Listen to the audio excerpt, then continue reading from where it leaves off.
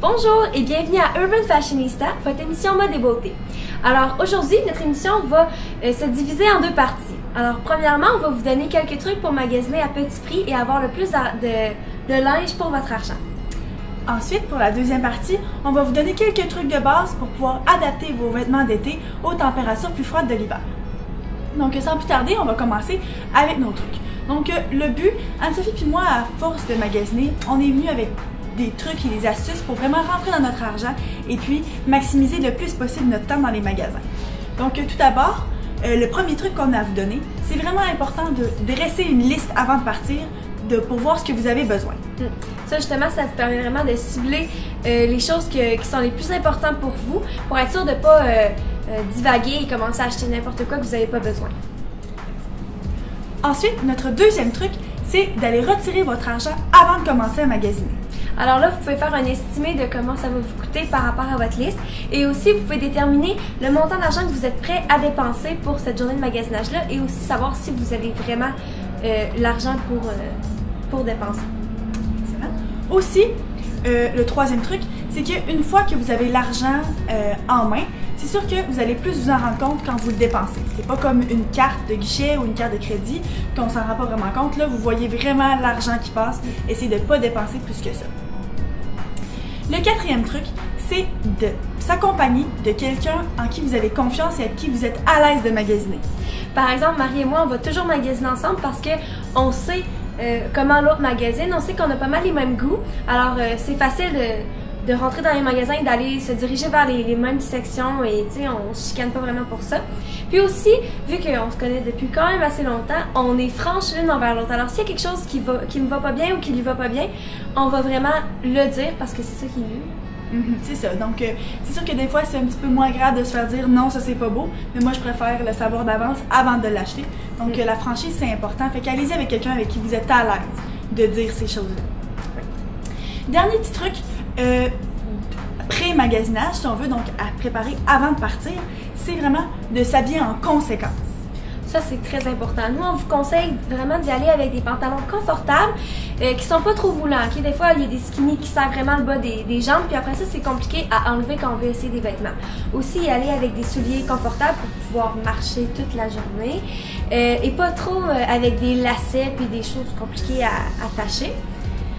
Aussi, de toujours mettre une petite camisole noire en dessous de ce que vous portez, comme ça facilite l'essayage. Quand vous essayez des choses transparentes ou plus courtes ou décolletées, vous avez toujours une camisole déjà noire en dessous. Et puis finalement aussi, allez-y léger sur les bijoux, parce que ça vous encombre beaucoup, puis ça devient long à enlever, puis...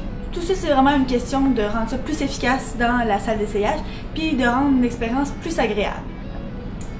Ensuite, quand vous entrez dans les magasins, il y a vraiment des choses qui sont importantes de faire avant d'acheter des choses.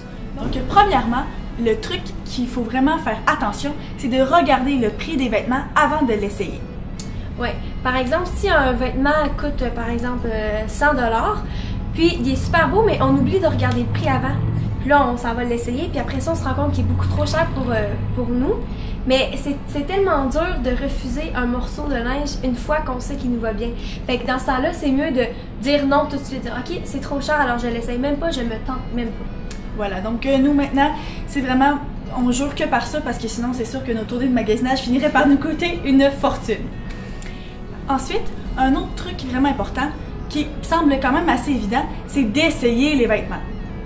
Souvent, les personnes, ils vont être trop, vous allez être trop paresseux, ça vous tente pas justement parce que vous n'êtes pas habillé adéquatement pour essayer les bons vêtements. Par contre, juste se dire, OK, ben moi je porte du small ou je porte du medium, ça suffit pas. Parfois aussi, ça va pas bien tomber sur votre forme de silhouette ou bien ce sera pas nécessairement votre style. Alors, on vous conseille vraiment de prendre le temps de les essayer. Aussi, souvent, on se dit « Ah, ben c'est pas grave, je l'essaierai pas, je vais le mettre à la maison, puis si ça fait pas, je vais le ramener. » Mais on le fait pas, ça. On est trop paresseux, on repasse pas, ça la donne pas. Donc ça, c'est de l'argent direct dans les poubelles. Fait que ça vaut la peine de prendre un petit 5-10 minutes de plus pour passer à la cabine d'essayage. Un autre truc qui est important, c'est de cibler les soldes en vigueur. souvent, quand on rentre dans un magasin, on a souvent en tête certaines pièces qui sont à la mode cette saison-ci. Ah, pour l'hiver, il nous faut telle chose. Mais souvent, c'est ces pièces-là qui se démodent le plus rapidement et qu'on ne veut plus porter. Donc, ça ne vaut pas nécessairement la peine de dépenser beaucoup de sous là-dedans. Donc, on rentre et on regarde qu'est-ce qui est en solde, qu'est-ce qui va nous coûter le moins cher pour pas dépenser une fortune pour un vêtement qui est pas très polyvalent. Cependant, les pièces qui sont importantes, qui valent la peine de dépenser des sous, des pièces classiques qui ne se démodent pas.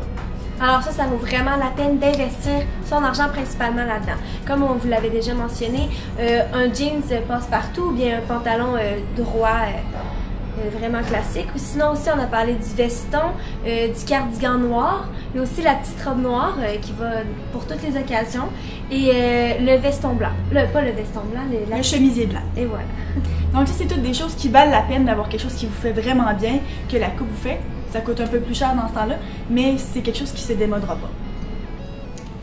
Une autre idée pour vraiment rentabiliser votre magasinage, c'est qu'une fois que vous essayez un vêtement dans la cabine, que vous voyez qu'il vous fait bien, que vous l'aimez, c'est d'essayer de réfléchir avec quel autre vêtement que vous possédez déjà, est-ce que vous pourriez le porter?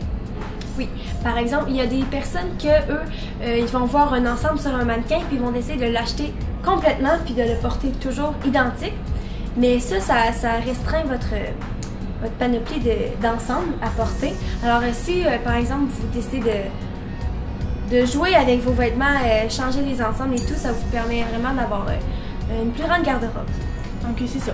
Donc vous mettez quelque chose, si vous pouvez le porter avec au moins 2 pantalons puis au moins 3 hauts, mais là, au moins ça vous donne vraiment de la diversité dans votre garde-robe. Mais c'est vraiment ça qui fait qu'on a l'impression qu'on porte jamais les mêmes ensembles, c'est qu'on les agence différemment. Alors dans ce temps-là, ça vaut la peine de l'acheter. Mon dernier truc, notre dernier truc, qui est vraiment important, c'est qu'avant d'aller magasiner, avant d'aller dépenser dans les magasins, essayez de donner une deuxième vie aux vêtements que vous avez déjà. Comme je l'ai déjà mentionné dans l'émission 2, je vous avais fait un petit exemple. Alors, essayez vraiment de regarder ce que vous pouvez faire avant de les donner. Puis, jetez pas vos vêtements, donnez-les. Pour la deuxième partie de l'émission, on va vous donner quelques trucs de base vraiment simples pour pouvoir adapter vos vêtements d'été à l'hiver. Donc, pour débuter, Anne-Sophie et moi, on va aller tout de suite enfiler un ensemble parce qu'on utilise le même élément.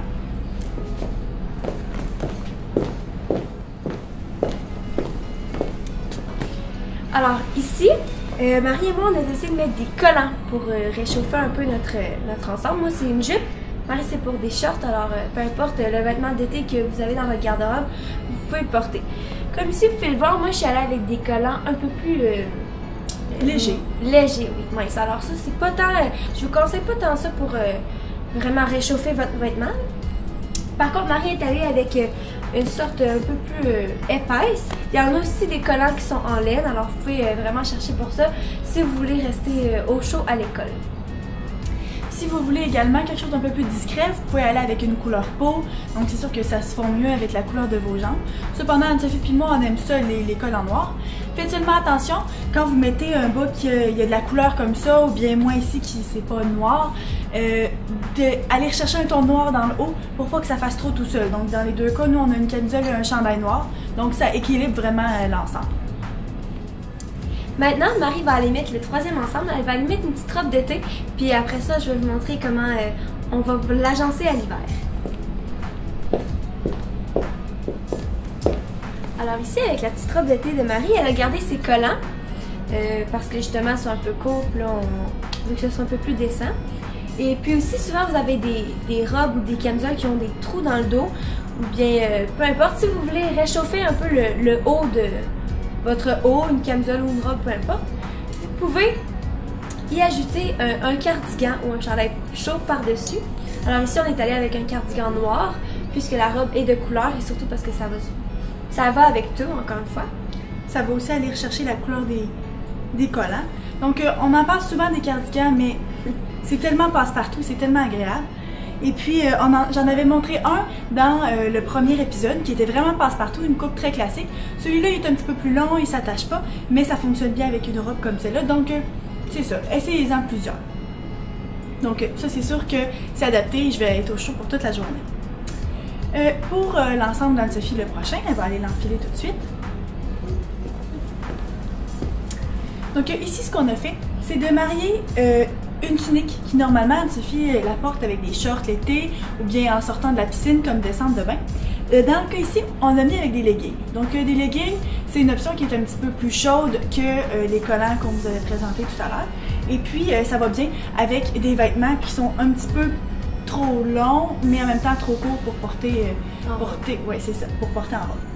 Alors, justement, comme on disait tantôt, on vous conseille de mettre des leggings au lieu de des collants quand c'est vraiment court comme ici, parce que souvent, comme les miens que j'avais tantôt, ils sont transparents. Alors, on veut vraiment pas montrer trop de choses. C'est ça. Et puis, un petit truc aussi, quand vous portez des leggings, vous le savez déjà, mais c'est très très moulant, donc ça laisse pas grand chose à l'imagination. Donc quand on les porte avec quelque chose qui descend en bas de la fesse, comme ça ici, parce que sinon, ben, ça devient, surtout pour un milieu à l'école ou un milieu de travail, là, c'est pas idéal. Donc on y va avec quelque chose de juste assez long pour vraiment cacher les fesses comme il faut. Donc voilà. Le dernier petit truc qu'on a à vous donner pour rendre vos ensembles le plus chauds, c'est des foulards. Donc oui. On est commandité par les boutiques Globus qui ont 12 magasins dans la région de Québec. Et puis, cette saison-ci, on a des vraiment très beaux foulards pour l'hiver. Donc, on vous en présente quelques-uns. Et puis ça, c'est sûr que c'est instantané. Vous n'êtes pas obligé d'avoir des grandes idées pour comment vous habiller le matin. Vous pouvez mettre quelque chose de très simple puis le rehausser avec un beau foulard. Celui-là, moi, je l'aime vraiment beaucoup. Ah, voilà. Sinon, ici, il y en a un qui est en laine, ça c'est sûr que c'est encore plus chaud. Vous le portez en dessous de votre manteau pour braver la tempête, mais on a juste à le garder avec votre ensemble. Et puis, c'est vraiment beau.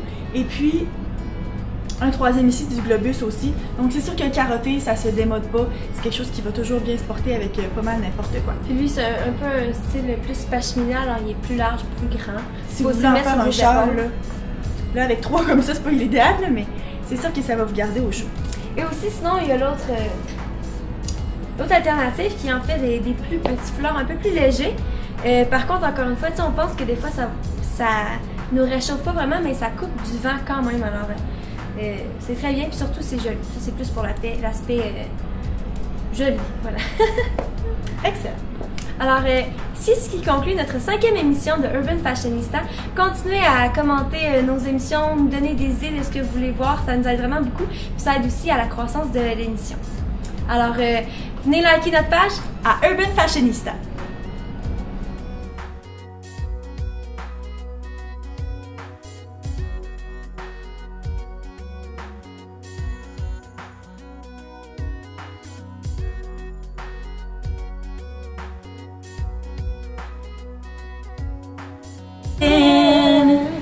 Shame on me now for me to places I've never been. I'm lying on the cold hard ground. Trouble, trouble, trouble. Okay.